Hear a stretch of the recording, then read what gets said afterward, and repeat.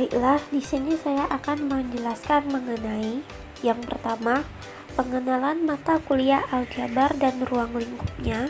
Yang kedua, aljabar dan sifat-sifat operasi aljabar. Yang ketiga, operasi aljabar. 1. Pengenalan mata kuliah aljabar dan ruang lingkupnya. A. Konsep aljabar. Salah satu cabang dari matematika adalah aljabar.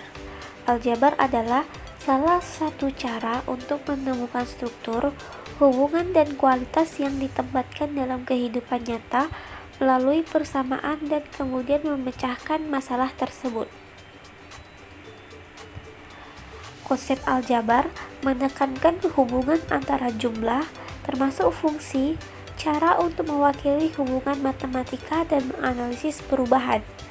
Aljabar juga mempelajari konsep atau prinsip penyederhanaan serta pemecahan masalah dengan menggunakan simbol atau huruf tertentu.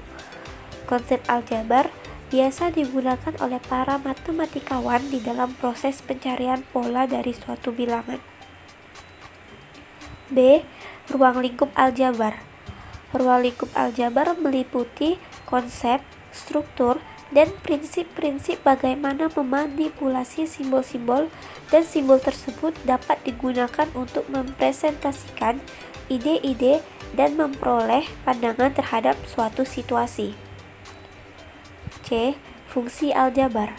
Fungsi aljabar adalah fungsi yang dapat didefinisikan sebagai akar dari persamaan. Seringkali, fungsi aljabar merupakan ekspresi aljabar yang menggunakan sejumlah suku yang terbatas. Ia hanya menggunakan sejumlah atau melibatkan operasi aljabar, penjumlahan, pengurangan, perkalian, pembagian, dan peningkatan pangkat pecahan.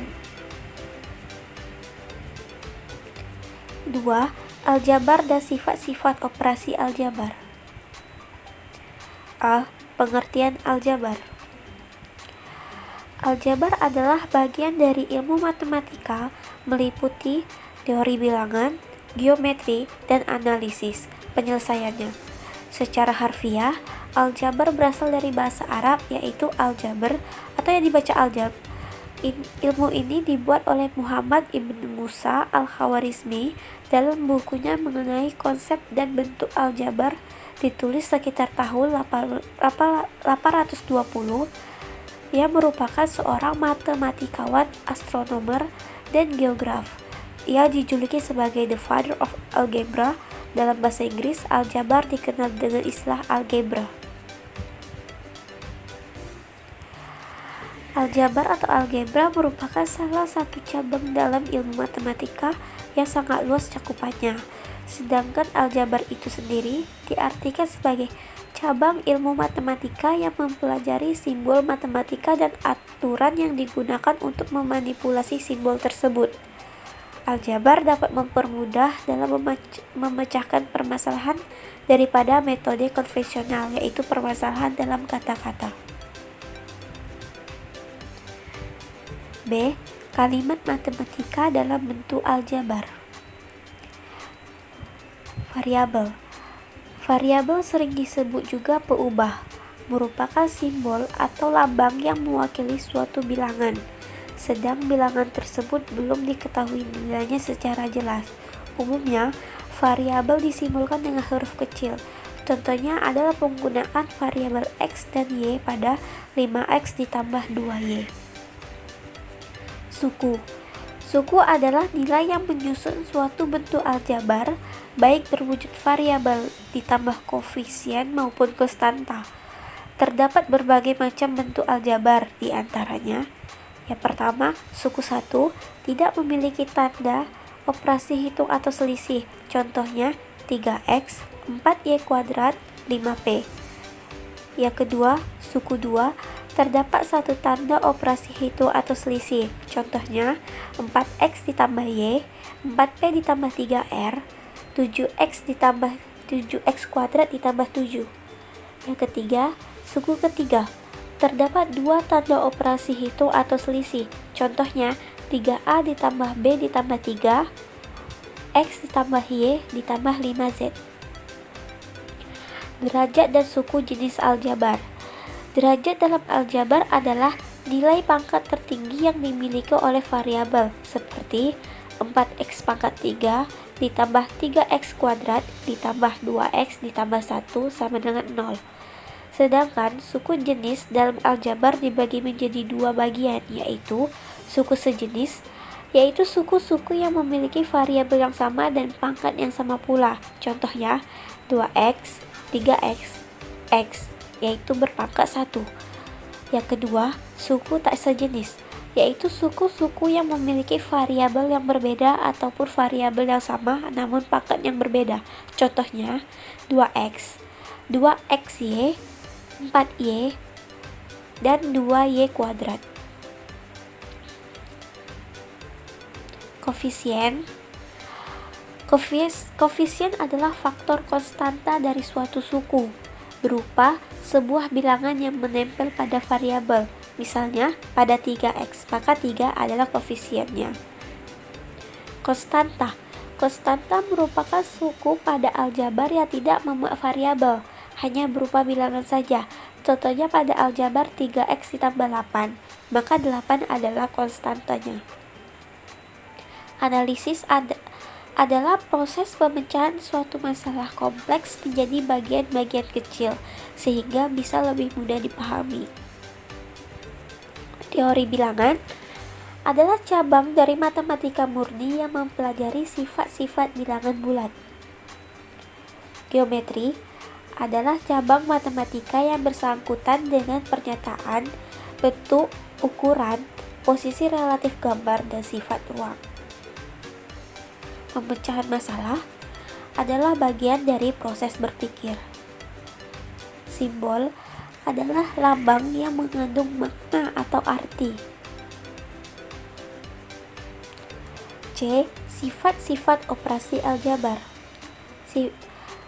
Di dalam operasi aljabar ada 3 sifat, yaitu sifat komutatif, sifat asosiatif, dan sifat distributif.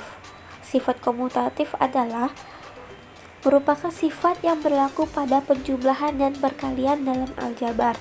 Contohnya, A ditambah B sama dengan B ditambah A. Sama halnya dalam bilangan, hasil nilai A ditambah B akan sama dengan B ditambahkan A. A kali B sama dengan B kali A. Hasil nilai A dikali B akan sama dengan B dikali dengan A. Sifat asosiatif sama halnya dengan sifat komutatif.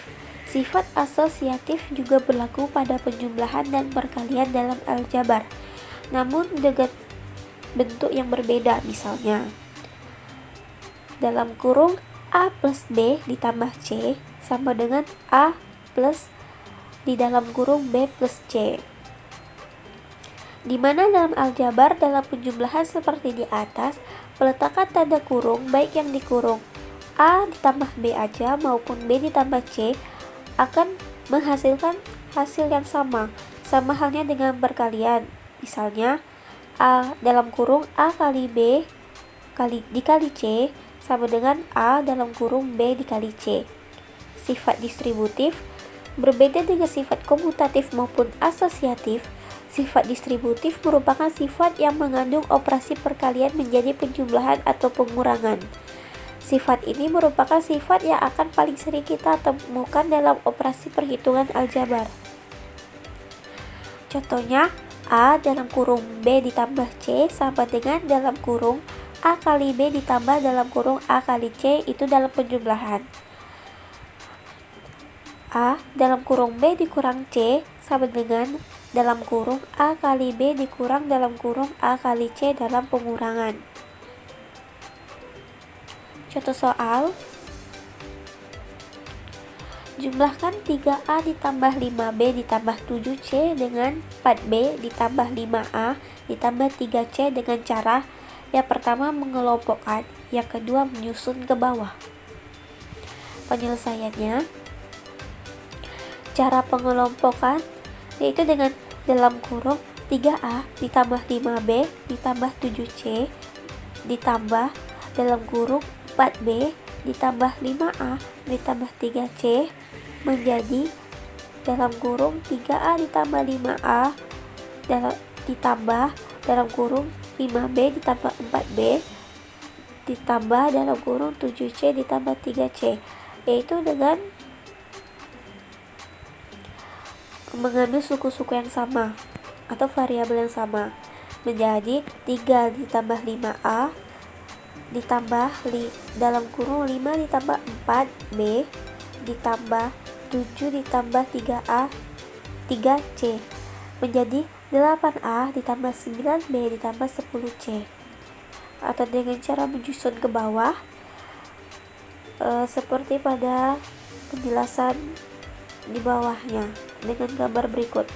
3A ditambah 5B ditambah 7C ditambah 5A ditambah 4B ditambah 3C menjadi 8A ditambah 9B ditambah 10C. Yang ketiga adalah operasi aljabar. Operasi penjumlahan dan pengurangan aljabar. Operasi penjumlahan dan pengurangan aljabar hanya dapat dilakukan pada suku-suku sejenis. Contoh yang pertama, menyederhanakan aljabar. Sederhanakan bentuk aljabar 2x ditambah 3y ditambah 7x dikurang 2y. Penjelasannya, urutkan suku-suku yang sejenis. 2x ditambah 3y ditambah 7x dikurang 2y menjadi 2x ditambah 7x ditambah 3y dikurang 2y. Dalam kurung 2x ditambah 7x ditambah dalam kurung 3y dikurang 2y menjadi 9x ditambah y. Jadi bentuk sederhana dari 2x ditambah 3y ditambah 7x dikurang 2y adalah 9x ditambah y. Operasi perkalian aljabar. Contoh yang pertama, perkalian dengan konstanta. Perkalian dengan konstanta dilakukan dengan mengalihkan nilai koefisien masing-masing variabel yang dioperasikan. Contohnya, 2y dikali 3 menjadi 6y. 3y ditambah x dikali 4 jadi 3y dikali 4 ditambah x dikali 4 sama dengan 12y ditambah 4x. 3yz dikali 7 menjadi 20yz. Contoh kedua, perkalian dengan variabel. Perkalian dengan variabel dilakukan secara menyeluruh, baik koefisien maupun variabelnya. Contohnya, y kali y menjadi y kuadrat. X kuadrat dikali x sama dengan x kuadrat plus 1 menjadi x pangkat 3. 3yz dikali y sama dengan 2y kuadrat z. Dalam kurung 2x ditambah 1 dikali y sama dengan 2x dikali y ditambah 1 dikali y sama dengan 2xy ditambah y.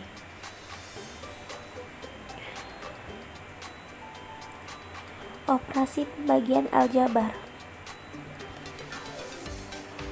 Untuk mempermudah operasi pembagian aljabar dilakukan dengan cara mengubah ke bentuk pecahan. Contoh yang pertama, pembagian variabel dengan konstanta. 3x dibagi 3 menjadi 3x per 3 sama dengan x. Contoh 2, pembagian variabel dengan variabel. 3x per x sama dengan 3, x per x sama dengan 3. Contoh 3, pembagian variabel dengan variabel yang lebih kompleks.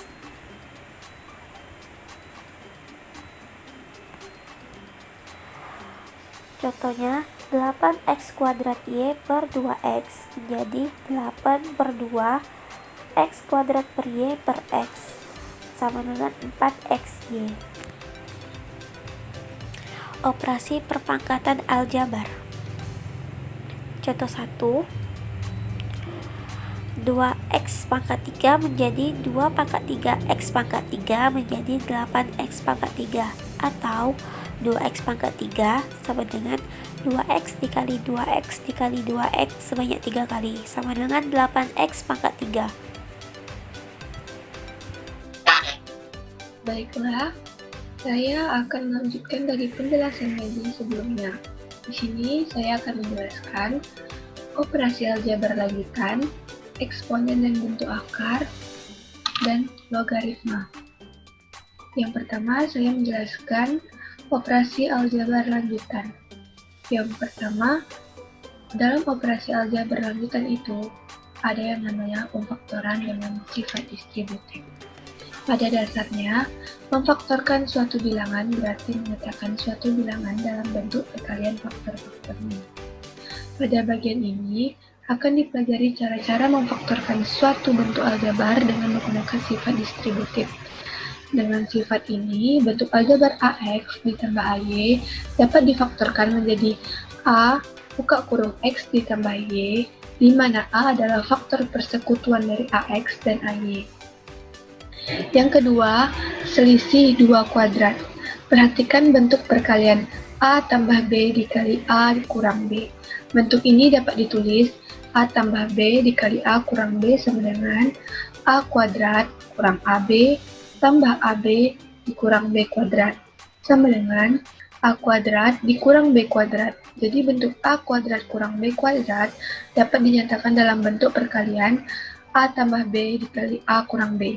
Bentuk A kuadrat kurang B kuadrat disebut selisih 2 kuadrat. Yang ketiga, pemfaktoran bentuk kuadrat. A. Pemfaktoran bentuk AX kuadrat ditambah BX ditambah C dengan A sama dengan 1. Perhatikan perkalian suku 2 berikut. X ditambah P dikali X ditambah Q. Didapatlah hasilnya X kuadrat tambah QX ditambah PX ditambah PQ. Sama dengan X kuadrat tambah P tambah Q dikali X ditambah PQ.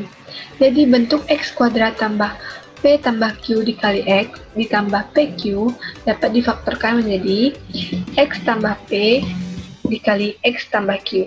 Misalnya, X kuadrat tambah P tambah Q X ditambah PQ sama dengan AX kuadrat tambah BX tambah C. Sehingga A sama dengan 1, B sama dengan P tambah Q, dan C sama dengan PQ. Dari permisalan tersebut dapat dilihat bahwa P dan Q merupakan faktor dari C. Jika P dan Q dijumlahkan, hasilnya adalah B. Dengan demikian, untuk memfaktorkan AX kuadrat tambah BX tambah C dengan A sama dengan 1, tentukan dua bilangan yang merupakan faktor dari C, dan apabila kedua bilangan tersebut dijumlahkan, hasilnya sama dengan B. B. Pemfaktoran bentuk AX kuadrat tambah BX tambah C dengan A tidak sama dengan 1. Perhatikan perkalian suku 2 berikut. X tambah 3 dikali 2X tambah 1. Kita kalikan, X dikali 2X didapatlah 2X kuadrat. X dikali 1 didapatlah X. 3 dikali 2X sama dengan 6X. 3 dikali 1 sama dengan 3. Dapatlah hasilnya 2X kuadrat.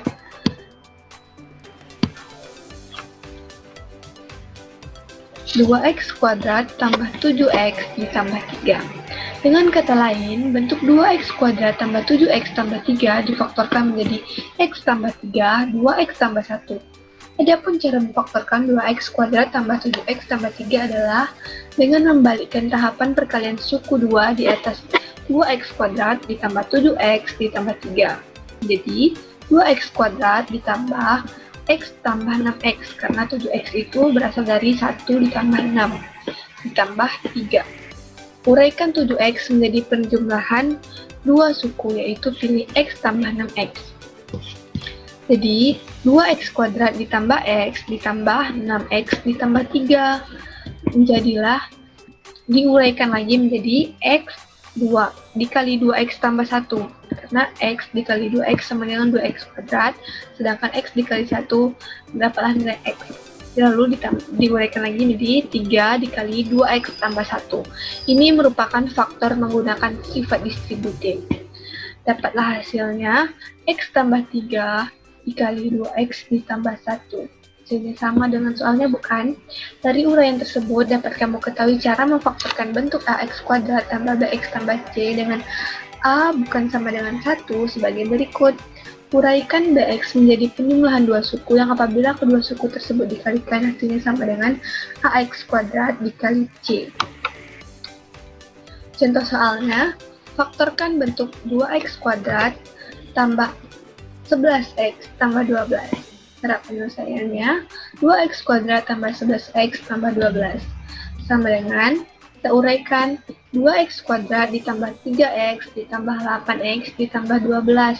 Karena 3 tambah 8 adalah 11, jadi kita uraikan lagi menjadi 2x kuadrat tambah 3x ditambah 8x ditambah 12x. Karena ini kita tambahkan dengan ini, dan 8x kita tambahkan dengan 12. Dan kita uraikan lagi menjadi x dikali 2x tambah 3 ditambah 4 kali 2x tambah 3.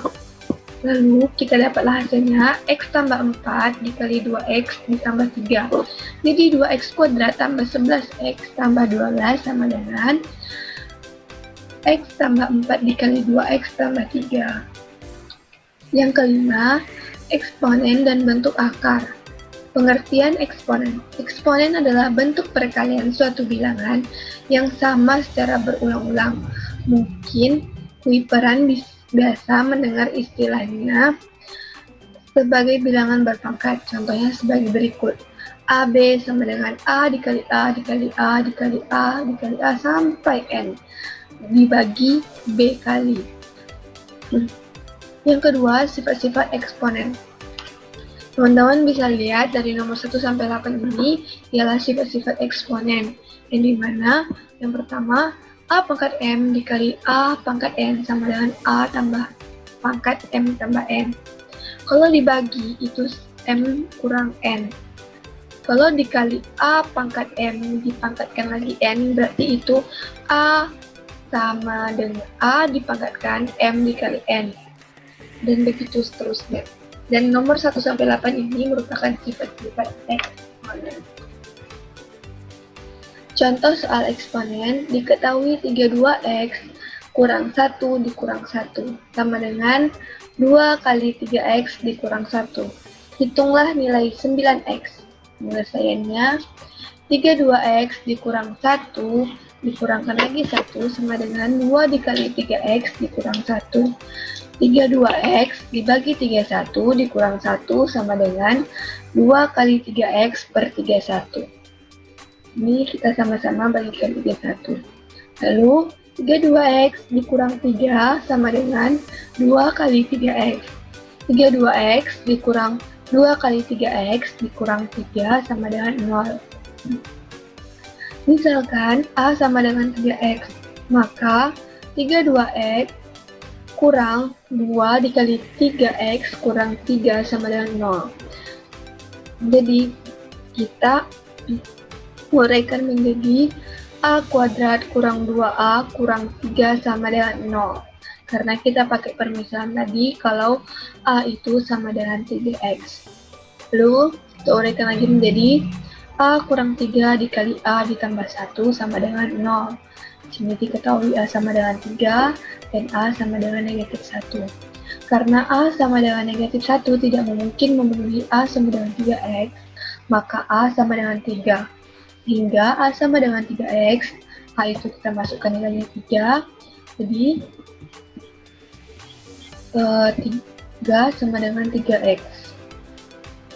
31 sama dengan 3x. Kenapa nilainya 31? Karena nilai 3 merupakan 31 sama dengan 3x. Jadi x sama dengan 1. Maaf, ini seharusnya 3. Jadi 3 sama dengan 3x, x sama dengan 1. Lalu kita anukan 9x sama dengan 9 dikali 1 sama dengan 9. Jadi nilai dari 9x adalah 9. 6. Logaritma. Pengertian logaritma. Logaritma merupakan sebuah invers atau kebalikan dari pemangkatan atau eksponen yang dipakai dalam menentukan besar pangkat dari sebuah bilangan pokok. Jika AC sama dengan B adalah bilangan positif dan A adalah bilangan positif yang tidak sama dengan 1, maka C adalah logaritma B dengan bilangan pokok A atau ditulis C sama dengan 8 log B. Jika A besar dari 0, A tidak sama dengan 1 dan B besar dari 0, maka bentuk umum logaritma dapat ditulis sebagai berikut. A log B sama dengan C, jika dan hanya jika AC sama dengan B. Sifat-sifat logaritma. Sifat-sifat logaritma, teman-teman bisa lihat dari nomor 1 sampai 10 itu merupakan sifat-sifat logaritma. Operasi logaritma memiliki sifat apabila dikalikan, dibagi, ditambah, dikurang, dan bahkan dipangkatkan. Dan teman-teman bisa lihat bahwa dari nomor 1 sampai 8 ini merupakan sifat-sifat logaritma. Contoh soal logaritma. Jika nilai log 2 sama dengan A dan log 4 sama dengan B, carilah nilai dari logaritma log 32 dan log 800. Pembahasan, logaritma 32 sama dengan logaritma 2 dikali 4 dipangkatkan 2. Sama dengan log 2 ditambah log pangkat 2. Kenapa diambil 2 dikali 4 pangkat 2? Karena 4 dikali 4 adalah 16, 2 dikali 16 sama dengan 32. Jadi karena diketahui log 2 dan log 4, jadi kita pakai angka 2 dan angka 4. Jadi log 2 itu adalah A dan log 4 pangkat 2 adalah B. Karena ini dipangkatkan 2, jadi 2B. Jadi log 32 sama dengan A tambah 2B. Lalu logaritma 800 sama dengan log 2 dikali 4 dikali 100. Kita ketahui bahwa 2 dikali 4, 8 dikalikan 100 adalah 800. Jadi logaritma 2 ditambah logaritma 4 ditambah logaritma 100. Logaritma 2 adalah A, logaritma 4 adalah B, dan logaritma 100 kita permisalkan menjadi 2. Jadi logaritma 800 sama dengan A ditambah B ditambah 2. Logaritma 100 kita ketahui logaritma 100 itu adalah 2 ya teman-teman. Jadi logaritma 800 itu adalah A ditambah B ditambah 2. Terima kasih. Baiklah, di sini saya akan menjelaskan tentang materi barisan dan deret aritmetika pertemuan 9 dan barisan dan deret geometri pertemuan ke-10. Yang pertama, saya akan menjelaskan tentang barisan dan deret aritmetika pertemuan ke-9. Barisan aritmetika adalah baris yang nilai setiap sukunya didapatkan dari suku sebelumnya melalui penjumlahan atau pengurangan dengan suatu bilangan. Selisih atau beda antara nilai suku-suku yang berdekatan selalu sama, yaitu B. Nilai suku pertama dilambangkan dengan A. Untuk mengetahui nilai suku ke N dari suatu barisan aritmetika dapat dihitung dengan rumus UN sama dengan A tambah N kurang 1B. Sedangkan untuk pengertian dari deret aritmetika adalah penjumlahan suku-suku dari barisan aritmetika. Penjumlahan dari suku-suku pertama sampai suku ke N barisan aritmetika dapat dihitung dengan rumus Sn sama dengan N per 2 kali A tambah UN. Atau jika kita substitusikan UN sama dengan A tambah N kurang 1B, maka Sn sama dengan N per 2 kali A tambah N kurang 1B. Sn sama dengan N per 2 kali 2A tambah N kurang 1B.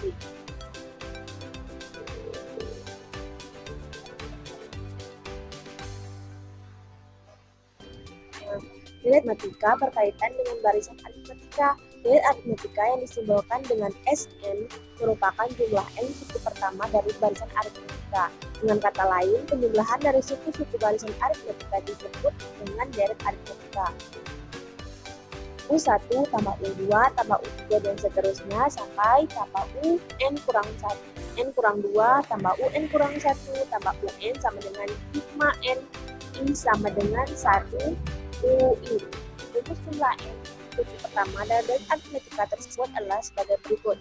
Sn sama dengan N per 2 kali A tambah UN. Misalkan Sn kurang 1 sama dengan 1 tambah 2 tambah U1 tambah U2 tambah U3 tambah dan seterusnya tambah UN kurang 1 tambah dan Sn sama dengan U1 tambah U2 tambah U3 dan seterusnya tambah UN kurang 1 tambah UN. Nah, ini berarti hubungan antara Sn kurang 1 dan UN adalah Sn sama dengan Sn kurang 1 tambah UN atau UN sama dengan Sn kurang 1. Langsung saja kita masuk ke contoh soal. Diketahui deret aritmatika dengan suku ketiga adalah 24 dan suku keenam adalah 36. Jumlah 15 suku pertama deret tersebut adalah diketahui U6 sama dengan 36 dan U3 sama dengan 24. Maka yang ditanya adalah S15. Sebelum kita mencari S15, kita akan mencari nilai A dan B terlebih dahulu dengan cara mengeliminasi dan mensubstitusi dari persamaan U3 dan U6. Nah, rumus suku ke N adalah UN sama dengan A tambah N kurang 1B. Langsung saja kita masuk ke persamaan U3. UN sama dengan A tambah 3 kurang 1B sama dengan 24. Maka UN sama dengan A tambah 2B sama dengan 24. Maka didapatlah persamaan pertama. Nah, kita masukkan U6. UN sama dengan A tambah 6 kurang 1B sama dengan 36. A tambah 5B sama dengan 36. Maka dapatlah persamaan kedua. Selanjutnya kita mengeliminasi persamaan 1 dan persamaan 2. A tambah 2B sama dengan 24. A tambah 5B sama dengan 36. Sama-sama kita kurangi. A kurang A sama dengan 0. 2B kurang 5B sama dengan min 3B. 24 dikurang 36 sama dengan min 12. Maka B sama dengan min 12 per min 3. Maka B sama dengan 4. Nah, setelah mendapatkan nilai A dan B, baru kita mencari nilai dari S15. Sn sama dengan N per 2 kali 2A tambah N kurang 1B. Di sini terdapat kesalahan. Di sini seharusnya S15 sama dengan 15 per 2 kali 32 tambah 56. S15 sama dengan 600. Jadi jumlah 15 suku pertama dari tersebut adalah 600.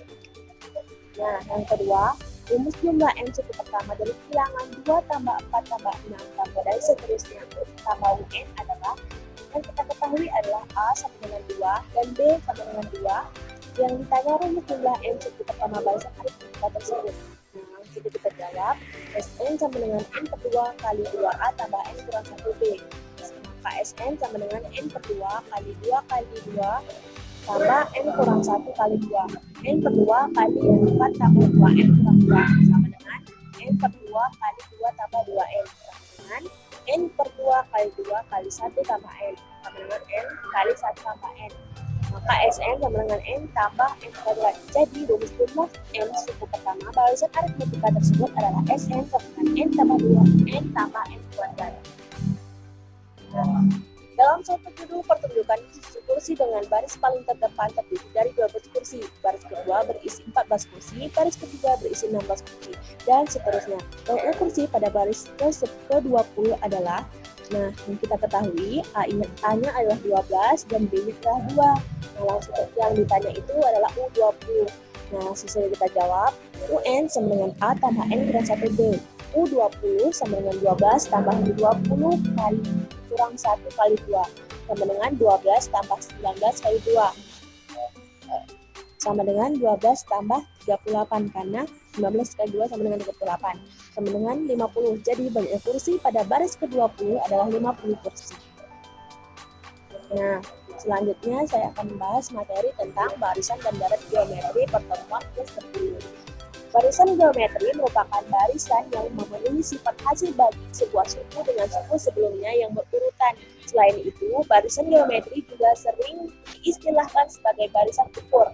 Barisan geometri berhubungan dengan bentuk aritmatika. Misalnya, barisan geometri tersebut adalah A, B, dan C, maka C per B sama dengan B per A sama dengan konstan. Kemudian dari situ kita akan mendapatkan hasil bagi suku yang berdekatan dan itu disebut barisan geometri. Bisa dilambangkan dengan R. Misalkan diketahui barisan seperti ini 2, 6, 18, 54, 162, 486. Nah, masing-masing itu R-nya adalah 3. Barisan tersebut memiliki rasio yang tetap, yaitu 3 atau R sama dengan 3. Berarti barisan tersebut merupakan barisan geometri. Nah, bentuk barisan geometri. Rumus untuk menentukan rasio pada barisan geometri adalah R sama dengan U1 per U2 sama dengan U3 per U2 sama dengan dan seterusnya sampai UN per UN kurang 1 dengan keterangan R merupakan rasio, UN merupakan suku ke UN kurang 1 merupakan suku sebelum suku ke N merupakan banyak suku. Nah, hasilnya kita masuk ke contoh soal. Diketahui sebuah barisan geometri 3, 9, 27, 81, 243. Berapakah rasio barisan geometri tersebut? Nah, kita bahas. Kita mulai dua bilangan terakhir, yaitu 81 dan 243. Maka UN sama dengan 243. UN U kali N kurang 1 sama dengan 81. Sehingga nilai rasio atau R adalah sama dengan 3.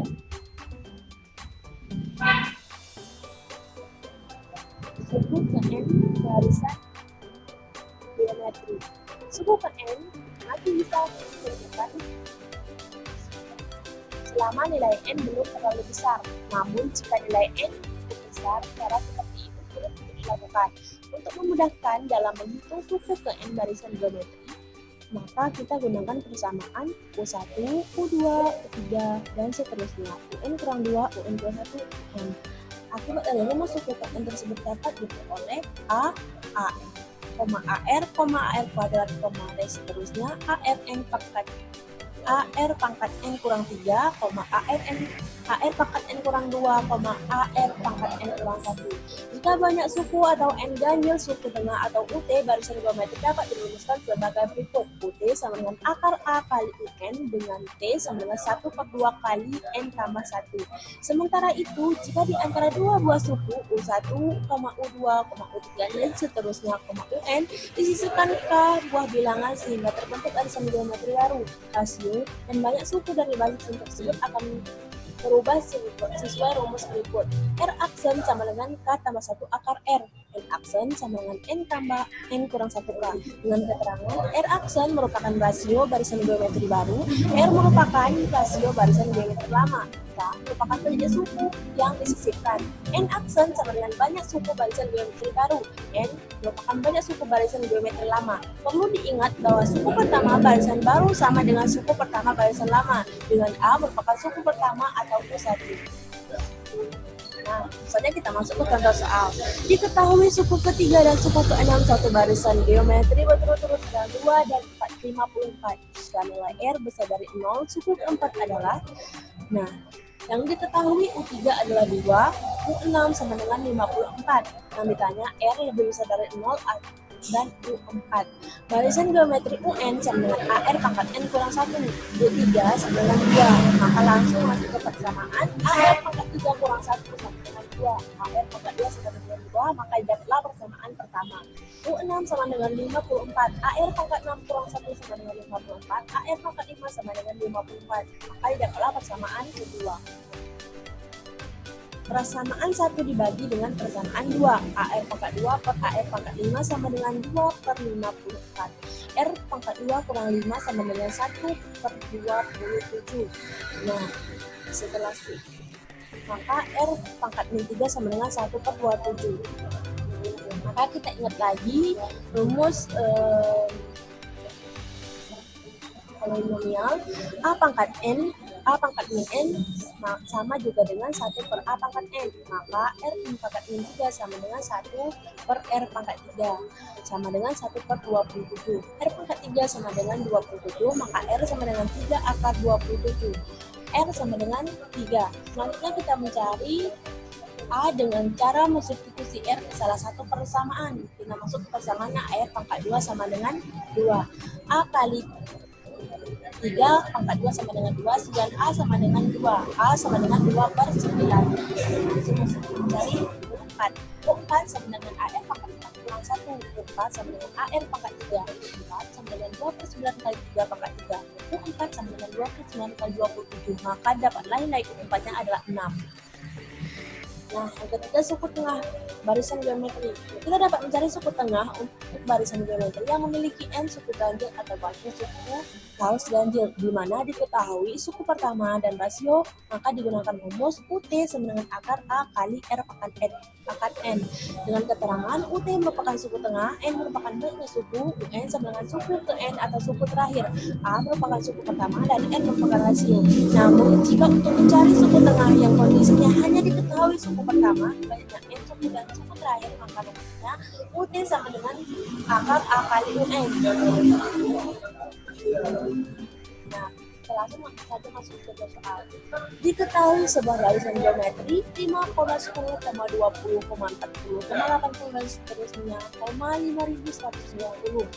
Nilai suku tengahnya adalah diketahui A sama dengan 5, UN sama dengan 5.120. Maka langsung kita masuk ke rumus UT sama dengan akar A kali UN. UT sama dengan 5 kali 5.120, maka UT sama dengan akar 25.600,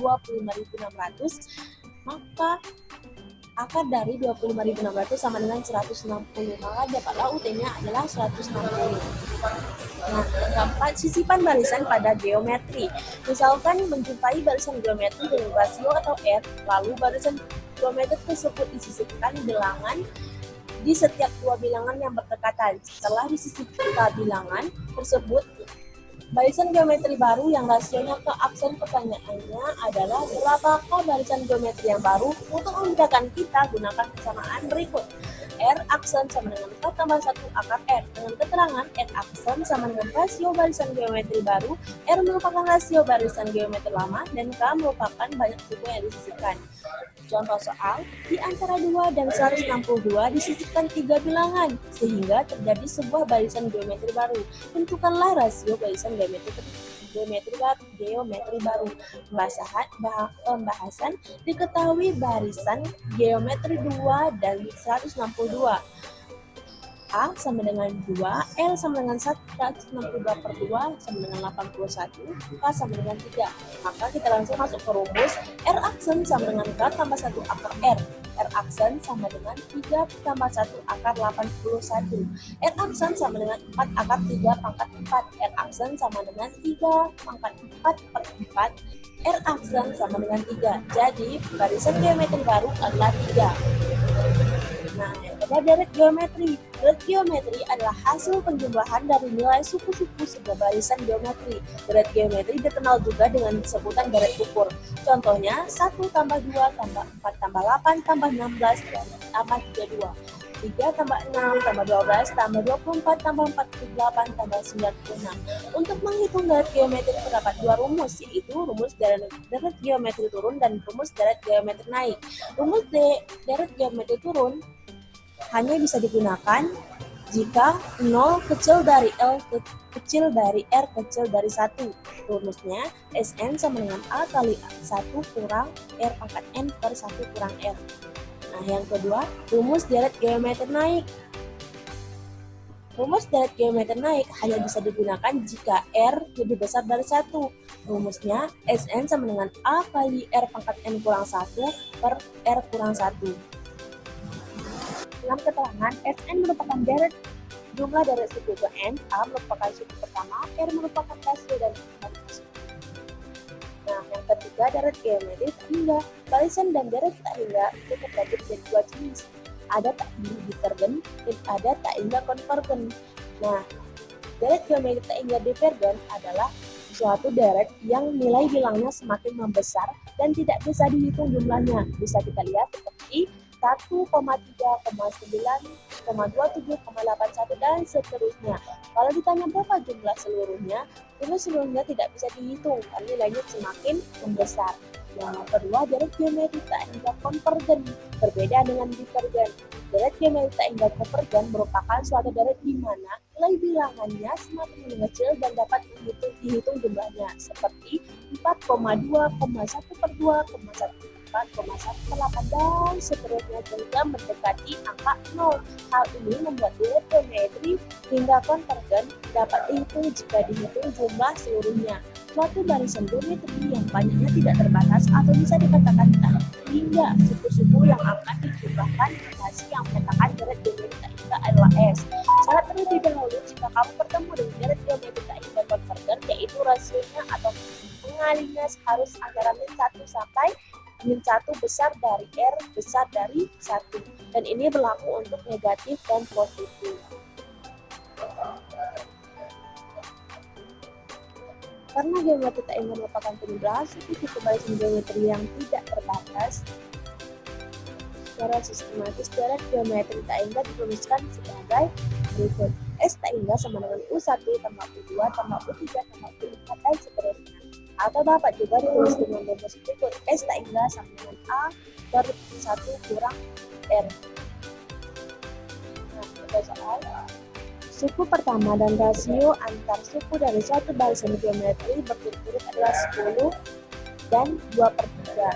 Jumlah tak hingga dari deret tersebut adalah terdapat pembahasan A diketahui A sama dengan 10, R sama dengan 2/3, S tak hingga sama dengan A per 1 kurang R, S tak hingga sama dengan A per 10 kurang 2/3, maka tak hingga sama dengan 10 per 1 kurang 2/3, S tak hingga sama dengan 30.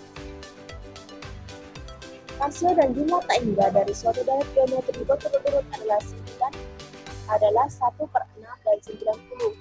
Suku pertama deret tersebut adalah pembahasan R-nya sama dengan 1/6, S tak hingganya sama dengan 90, S tak hingga sama dengan A per 1 kurang R, 90 sama dengan A per 1 kurang 1/6, 90 sama dengan A per 5/6, 90 kali 5/6 sama dengan A, maka A sama dengan 75. Jadi suku pertama dari tersebut adalah 75. Assalamualaikum warahmatullahi wabarakatuh. Perkenalkan, nama saya Nadila Witriani dengan NIM 2003020012. Nah, di sini saya akan menjelaskan materi tentang polinomial dan pendahapan aljabar dalam kehidupan. Kita masuk kepada materi polinomial yang ada pada pertemuan ke-11 dan ke-12. Oke, kita masuk dulu kepada pengertian polinomial. Polinomial atau suku banyak adalah suatu bentuk aljabar yang terdiri atas beberapa suku dan memuat satu variabel berpangkat bulat positif. Pangkat tertinggi dari variabel pada suatu polinomial dinamakan derajat polinomial. Secara umum, polinomial derajat dengan variabel x dapat dituliskan sebagai berikut, yaitu ada a(n) x pangkat n ditambah a(n kurang 1) x pangkat n kurang 1 ditambah a(n kurang 2) x pangkat n kurang 2 ditambah titik-titik ditambah a kuadrat x kuadrat tambah a2 x kuadrat ditambah a1 x ditambah a0. Dengan keterangan n ini merupakan bilangan bulat positif dan an tidak sama dengan 0. an kurang 1, an kurang 2 ditambah sampai dengan A2, A1 itu sama dengan bilangan real dan disebut sebagai koefisien polinomial. Dan A0 ini merupakan bilangan real dan disebut sebagai suku tetap atau konstanta. Selanjutnya kita masuk pada metode pembagian polinomial. Nah, bentuk pembagian polinomial dirumuskan sebagai fx sama dengan gx, hx ditambah s. Dengan keterangan, fx adalah suku banyak yang dibagi, gx adalah suku banyak pembagi, hx adalah suku banyak hasil bagi, s adalah suku banyak sisa. Nah, ada cara pembagian biasa namanya dalam polinomial. Dan ini apabila terdapat persamaan suku banyak, nah, fx-nya yaitu a kuadrat A2 X pangkat 2 ditambah A1 X ditambah A0 ini dibagi dengan X min K akan memiliki hasil bagi berupa HX dan sisa S. Maka diperolehlah hubungan Fx sama dengan X min K HX ditambah S. Selanjutnya, cara yang biasa dilakukan untuk mencari hasil bagi HX dan sisa S digunakan pembagian bersusun, yaitu seperti berikut ini. Yaitu contohnya misalnya A2X pangkat 2 ditambah A1X ditambah A0 dibagi dengan X min K. Jadi, nilai di depan ini yaitu A2X pangkat 2 dibagi dengan X min K dapatlah dihasilkan A2X. Selanjutnya, A2X ini dibagi dengan X min K mendapat hasil A2X pangkat 2 min A2X. Selanjutnya, semuanya itu dikurang. A2X kuadrat sama dengan A2X pangkat 2 ini dicoret dan A1X dikurang min A2X ditambah A0 jadilah A1 ditambah A2K X ditambah A0. Nah, selanjutnya pembagian ini dibagi dengan X min K, dapatlah hasilnya A1 ditambah A2K. A1 ditambah A2K ini kita bagi lagi dengan X min K, dapatlah hasil A1 ditambah A2K dikali X min A1 tambah A2K dikali K. Selanjutnya kita kurangkan dan mendapatlah hasil A0 ditambah A1K ditambah A2K pangkat 2 ditambah S. Nah, jadi sama dengan S. Jadi hasil ini merupakan hasil sisa dan A2X ditambah A1 tambah A2K itu merupakan HX-nya. Nah, ini ada kesimpulannya. Jadi hasil bagi HX sama dengan A2X ditambah A2K ditambah A1 dan sisa S adalah A tambah A1K ditambah A2K pangkat 2. Selanjutnya kita masuk kepada metode Hartner. Nah, adapun beberapa aturan operasi pembagian menggunakan metode Hartner, diantaranya yaitu letakkan semua koefisien dari derajat tertinggi sampai 0 pada bagian atas atau dari pangkat tertinggi dan urut. Jika terdapat persamaan suku banyak seperti 2x pangkat 4 ditambah 3x pangkat 2 min 5x min 9 sama dengan 0. Ini maksudnya pangkat 4 ya. Dan maka koefisien untuk pangkat x pangkat 3, maaf ini maksudnya x pangkat 3, dapat ditulis 0. Selanjutnya, letakkan faktor pengali di bagian kiri.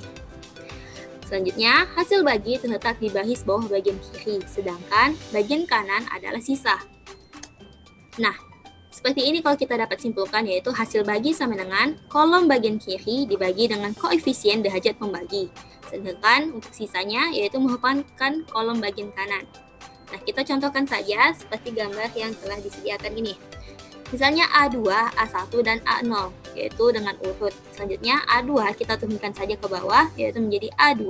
Selanjutnya A2-nya dibagi dengan K menjadi A2K. A1 ditambah dengan A2K menjadi A2K tambah A1. Selanjutnya A2K ditambah A1 dikali dengan K.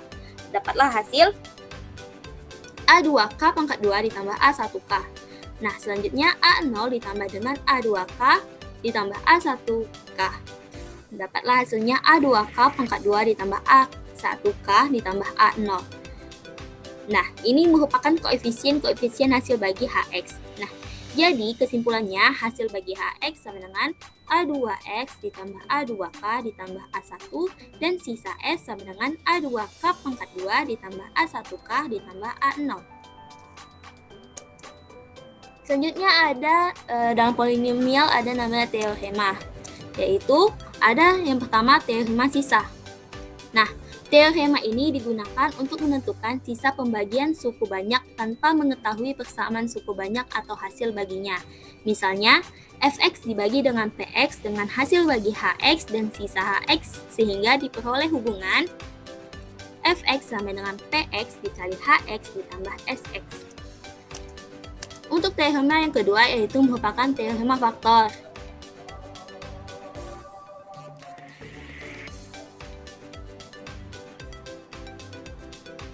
Selanjutnya ada teorema faktor.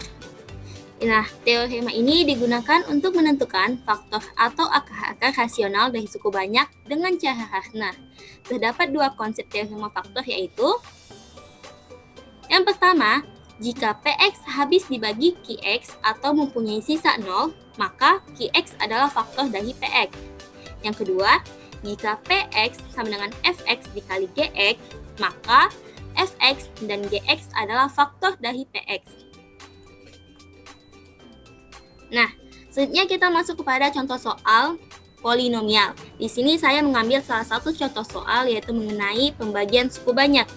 Yang dimana soalnya adalah tentukan hasil bagi 4x pangkat 5 ditambah 3x pangkat 3 min 6x pangkat 2 min 5x ditambah 1 bila dibagi dengan 2x min 1 menggunakan metode pembagian bersusun. Nah, kita masukkan soalnya yaitu 4x pangkat 5 ditambah 3x pangkat 3 min 6x pangkat 2 min 5x ditambah 1 dibagi dengan 2x min 1. 4x pangkat 5 yang di depan ini kita bagi dengan 2x min 1 mendapati hasil 2x pangkat 4. Selanjutnya 2x pangkat 4 ini kita kalikan dengan 2x min 1 dapatilah hasilnya 4x pangkat 5 min 2x pangkat 4. Kita kurangkan dan dapatkan hasil 2x pangkat 4 ditambah 3x pangkat 3 min 6x pangkat 2 min 5x plus 1.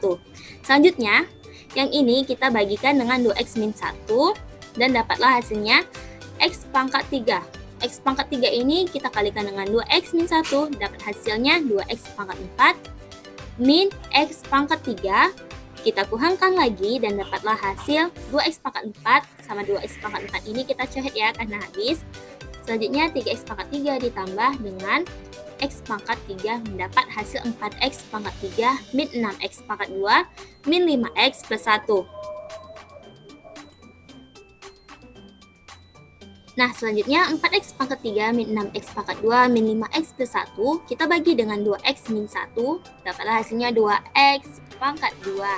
Nah, 2x pangkat 2 ini kita kalikan kembali dengan 2x min 1 dapatlah hasilnya 4x pangkat 3 min 2x pangkat 2. Selanjutnya kita kurangkan kembali didapati hasil min 4x pangkat 2 min 5x plus 1. Kita bagikan lagi, dapatlah hasilnya min 2x. Min 2x dikali 2x min 1, dapatlah hasilnya min 4x pangkat 2 ditambah 2x. Kita kurangkan lagi. Dan sebegitu seterusnya sehingga didapati hasilnya min 5/2. Jadi kesimpulannya, hasil bagi adalah 2x pangkat 4 ditambah x pangkat 3 ditambah 2x pangkat 2 min 2x min 7/2 dan sisanya adalah min 5/2. Selanjutnya kita masuk kepada materi penerapan aljabar dalam kehidupan, yaitu pada pertemuan ke-14 dan ke-15. Baiklah, kita masuk dulu kepada pengertian aljabar dalam kehidupan. Nah, aljabar adalah suatu cabang matematika yang mempelajari tentang pemecahan masalah menggunakan simbol-simbol matematika. Aljabar ditemukan oleh salah satu cendekiawan Islam bernama Al-Khawarizmi. Banyak masalah dalam kehidupan sehari-hari yang melibatkan perhitungan matematika termasuk menggunakan aljabar. Masalah-masalah tersebut dapat diselesaikan dengan cara membuat model matematika yang berhubungan dengan masalah itu. Kemudian kita dapat mencari hasilnya.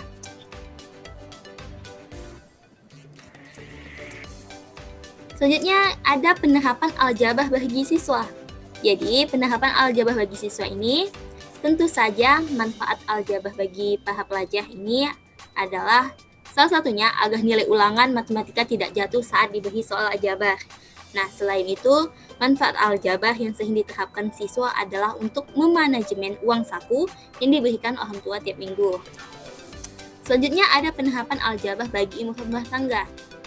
Kemudian, manfaat aplikasi aljabar bagi ibu rumah tangga adalah untuk memanajemen uang gaji, uang saku anak, uang sekolah, dan lain-lain. Yang keempat, ada penerapan aljabar bagi para pedagang. Nah, aljabar dapat membantu pedagang untuk menghitung besar kecil keuntungan atau kerugian yang dapat diperolehnya dan dapat menentukan besar modal yang dibutuhkan. Baiklah, kita masuk kepada contoh soal. Nah, contoh soalnya nih misalnya, seorang ibu setiap bulan mendapat gaji sebesar 2 juta rupiah. Ia diberi uang tambahan dari suaminya sebesar 4 juta rupiah per bulan.